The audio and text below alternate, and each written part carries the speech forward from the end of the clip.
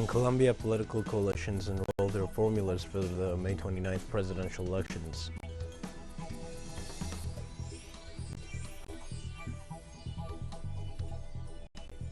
The extraordinary summit of NATO states began in Brussels. The military alliance will assess new methods of supporting Ukraine and plans to deploy 4 new battalions in Europe.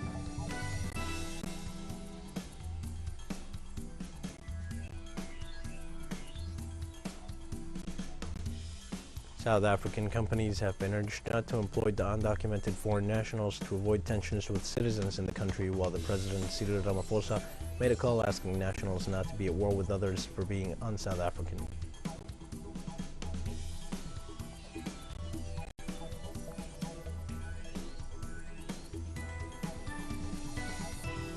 Hi, this is From the South. I am your news anchor, Dio Martin, from the Telcel studios in Havana. We begin with the news. In Colombia, the coalition Pacto Historico announced that the leader, Francia Marquez, will be the vice presidential running mate during the presidential elections scheduled for next May 29th. The presidential candidate for the coalition of the Colombian left, Gustavo Petro, provided this information during an event held for this purpose. Marquez was the second most voted presidential pre-candidate in the last consultation carried out by the Pacto Historico coalition, and the third in the 3 polls after Petro and Gutierrez. The now vice presidential candidate is a lawyer and also a social leader of the Department of Cauca with a broad career and backed by popular support.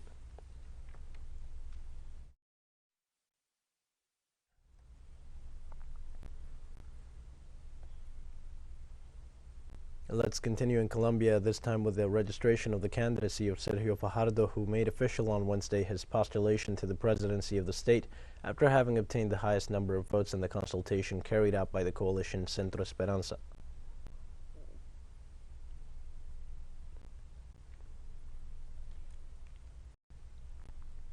Now let's move on to Venezuela, where President Nicolás Maduro highlighted the importance of the national production generated in the country.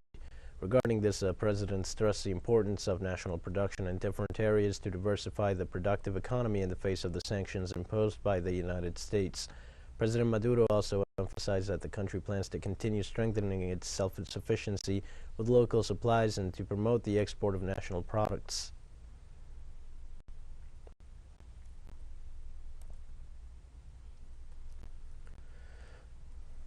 Also, President Nicolás Maduro affirmed that the coercive measures imposed against Venezuela foresee overcoming of the oil rentier model. The blockade accelerated the process of overcoming the oil rentier economy, the oil-dependent economy, and caused the emergence of a new diversified economy, not dependent on the oil rentier economy, a new economy with a virtuous circuit and cycles to produce food, goods, service, energy, to produce it with our own efforts. A country that was 100 years dependent of the oil export suddenly ran out of the oil export. For all the witnesses of the people, the witnesses of those who asked for criminal sanctions, we all know who they are, and they will be branded for 300 years in the history of Venezuela.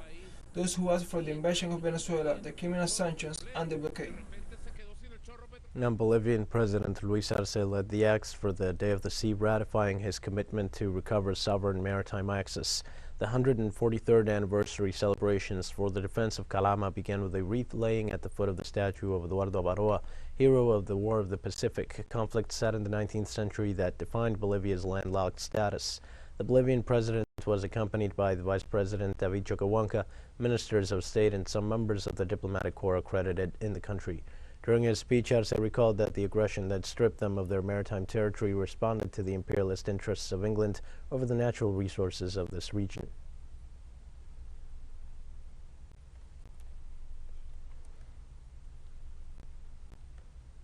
Xi Jinping, the Communist Party of China's Secretary General and Chinese President, sent a congratulation letter to the Fourth Theory Seminar between the CPC and the Communist Party of Cuba, PCC. Xi said in his letter that CPC united and led the Chinese people in scoring historic achievements in reform and opening up. He stated that the PCC's 8th Congress conducted strategic planning for Cuba's development, building socialism featuring prosperity, democracy, and sustainability. Roberto Morales Ojeda, a PCC Central Committee Political Bureau member, spoke highly of China's splendid achievements, saying that his party is willing to strengthen experiences exchanges with the CPC, promote cooperation with China in various fields, and jointly push forward bilateral relations and the development of socialist cause.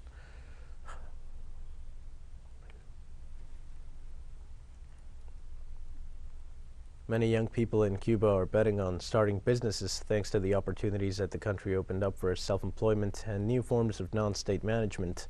Many of these ventures also contribute to the production of goods and services of basic necessity for the population. From Havana, our correspondent Lisandra Andres has more details. Fabian Menendez has his workshop in this 500 square meter rented space. The carpenter graduated from the craft schools from the Office of the Historian City in Havana. A year ago, he saw the possibility of opening Familia, his family businesses. I decided to make my life project here in the country because a series of changes are taking place and a series of possibilities are opening up for young people like me to start businesses, whether in the private or state sector, and feel motivated to stay in the country, to make their life project, to contribute to society with what they know, with what they learn. The workshop has a wide range of services, but they prioritize one with a high social impact: the manufacture of technical aids for the elderly or people with walking difficulties, canes, walkers, sanitary chairs, all highly demanded in the country and with the lack of supply in the state market. However, access to raw materials and the purchase of foreign currencies are obstacles that affect both the price and the scope of these products. The main challenge we are facing is the acquisition of foreign currency for the purchase of new raw materials, because everything is exported, everything is in dollars, in hard currency. So this is one of the things that hits the entrepreneur of any business very hard, because there are companies that import everything, and then depending on the business you have, you need to have the hard currency to be able to make any purchase of them.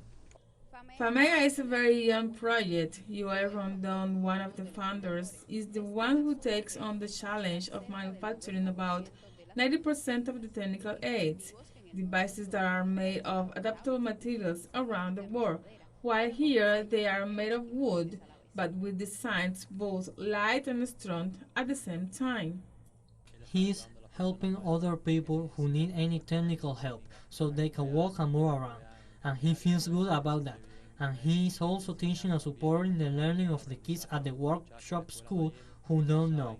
And he also feels identified with those older people who have some condition. And he knows that with what he's doing, he's helping them to have a very quality of life. And with their hands, they help people like Sylvia to find the products she needs to care for her bedridden mother. As soon as I saw this possibility, I said, this is a solution to my problems and to solve the problem for her, to make everything easier for her. In Cuba, with the population aging rate close to 22%, the high life expectancy can be translated as an achievement of the social system. However, this implies challenges to guarantee quality of life for the elderly. The concept with my son and the workers here is not to profit from the pain of others. So we try to keep the prices to a minimum, to cover expenses because they have to cover them.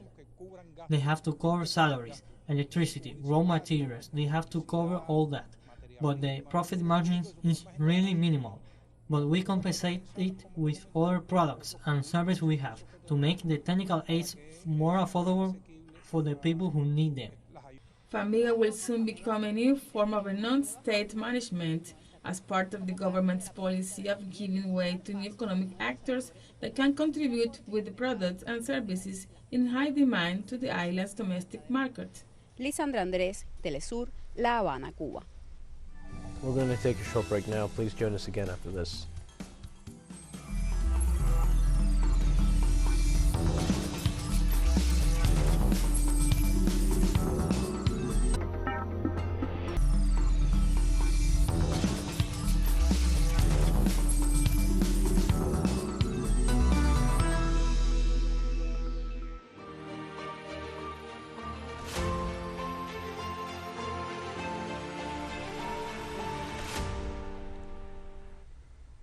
Hi, welcome back to From the South. We update the latest from Brussels as the extraordinary summit of NATO states has already begun and intends to assess new methods of supporting Ukraine and plans to deploy 4 new battalions in Bulgaria, Romania, Hungary, and Slovakia.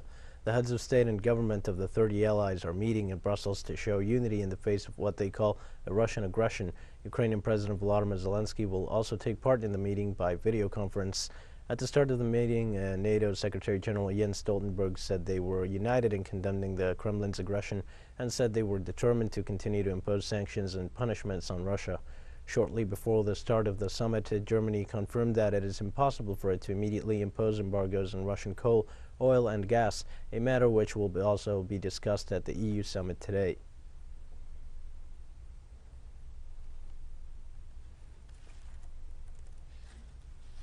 Now, Russian President Vladimir Putin ordered on Wednesday to accept payment for the supply of Russian natural gas to Europe only in rubles. The Russian president stated that his country will continue to supply gas at prices and volumes fixed in earlier contracts. However, he stated that they will not accept payments in discredited currencies, including dollars and euros, allowing only payments in rubles. This measure is a response to the illegitimate decisions taken by several Western countries in recent weeks on the so-called freezing of Russian assets. Putin considered that with those actions, the West breached its obligations towards Russia and undermined confidence in their currencies.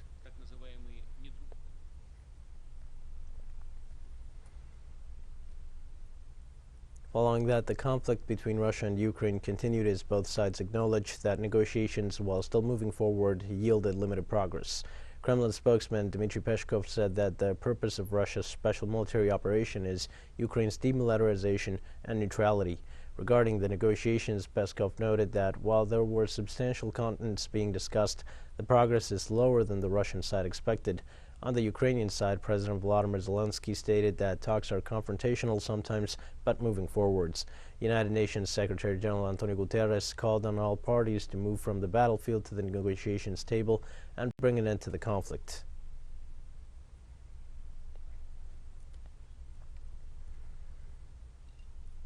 On Wednesday, European Commission President Ursula von der Leyen announced the European Union's plans to significantly reduce gas imports from Russia. Von der Leyen said that she will meet with U.S. President Joe Biden on Thursday to discuss the possibility of securing extra deliveries of liquefied natural gas from the United States for the 27-nation bloc. The official declared that the bloc is aiming at having a commitment for additional supplies from the United States for the next 2 winters.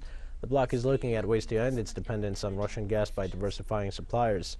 The EU imports 90% of the natural gas used to generate electricity, heat homes and supply industry, with Russia supplying almost 40% of gas and a quarter of its oil.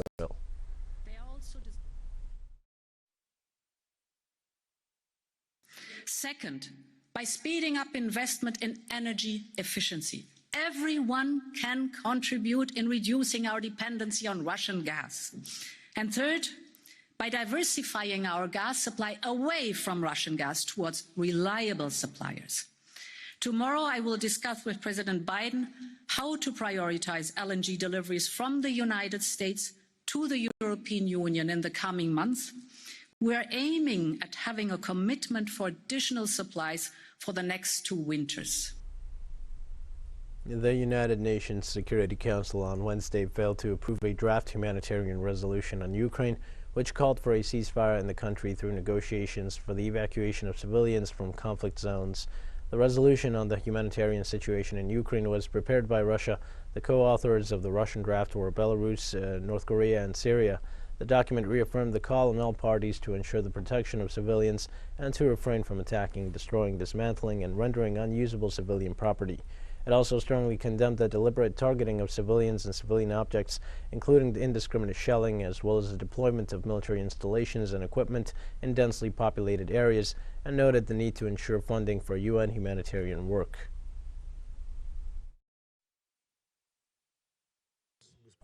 Thank you, Madam President. At the outset, I wish to thank those countries who supported and co-sponsored this resolution. The vote, which just took place, has posed all of those for whom politicization of the humanitarian dossier is more important than assistance from the United Nations and the delivery of humanitarian assistance to vulnerable Ukrainians. We have heard today for some delegations, especially the U.S. delegation, that they do not wish to participate in any way that whatsoever in the resolution that was proposed by the Russian Federation. Then in that case, why didn't you abstain from it? you could have voted against it. We understand perfectly well about the true motivation behind your abstention. Shang Jun, Chinese ambassador to the United Nations, regret that Security Council did not adopt a resolution that could have ensured a step forward on the humanitarian crisis in the conflict. It is regrettable that the Council was unable to reach the broadest possible agreement in the end. It is the shared wish of the international community for an immediate ceasefire, which is also China's strong expectation. We believe that along with promoting a ceasefire and stop the fighting, the Council should, at the same time, also respond to the humanitarian crisis in a positive, pragmatic and constructive manner. China's vote in favor of the draft death resolution was based on our call for the international community to attack high importance to the humanitarian issue in Ukraine and offer the parties concerned to strengthen coordination on humanitarian issues so as to effectively protect the safety of civilians, especially women, children and other vulnerable groups. In Ukraine, due to the conflict, the civilian population are making massive gun purchases. On Wednesday, the rush for guns and gun training continued in the western Ukrainian city of Lviv. From 700 kinds of weapons offered in gun business before Russia's special military operation, now the amount down to 40, and the number of visitors at businesses increased 10 times, and almost all the new clients are interested in self-defense preparation. The supply of rifles and other hunting weapons from abroad became more difficult because logistics have been disrupted by the conflict. The state of the war meant gun purchasing in Ukraine streamlined, with a month-long permit procedure now simplified down to 2 days.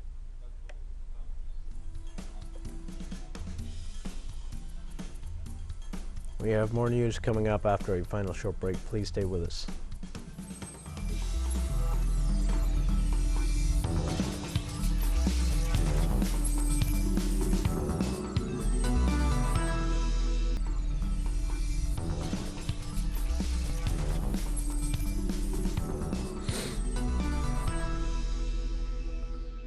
Hi, and welcome back. In South Africa, local companies have been urged not to employ undocumented foreign nationals to avoid tensions with citizens in the country.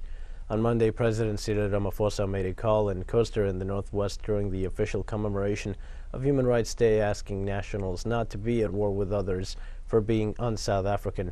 Nowadays, South Africa hosts the largest number of asylum seekers on the African continent due to its middle-income status and industrialized economy.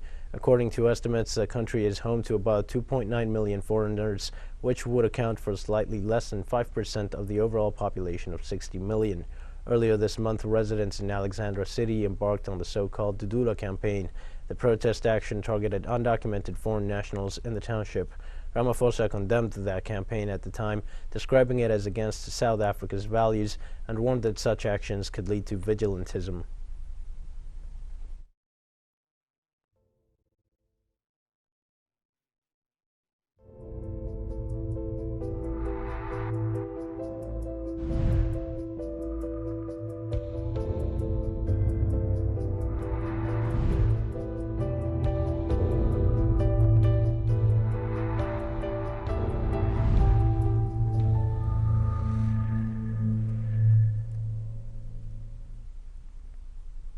In Kenya, nearly 840,000 vaccines against COVID-19 have expired even before they could be administered to the population.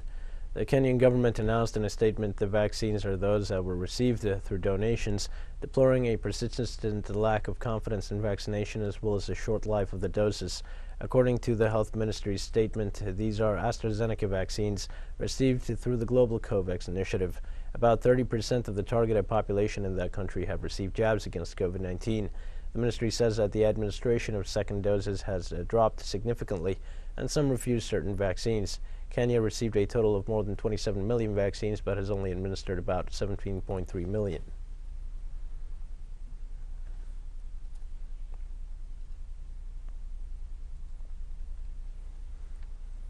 Over 1,000 people marched in some 60 Spanish cities, a demonstration called by the two main trade unions, the Workers' Commissions and the General Union of Workers. The strike includes workers sectors such as lorry drivers, farmers, fishermen, and backed by consumer groups. The unrest came as Spain saw consumer prices surge to their highest level in almost 35 years, with inflation jumping to 7.6% and soaring energy costs worsened by Ukraine's conflict and Western sanctions on Russia. Rally organizers warned that the consequences for both households and people's economies could be serious. We need a clear limit that doesn't allow prices to show up due to speculation and doesn't allow electricity companies to have what they are having, exorbitant benefits at the expense of all the families and workers in this country that have to see themselves paying bills that they can't pay at the end of the month. Now with that, we've come to the end of this news brief. Remember, you can find these and many other stories on our website at Tulsa English. You can also join us on social media for all the latest news. We're on Facebook, Twitter, Instagram, and Telegram. For Tulsa English, I'm Dio Martin. Thanks for watching.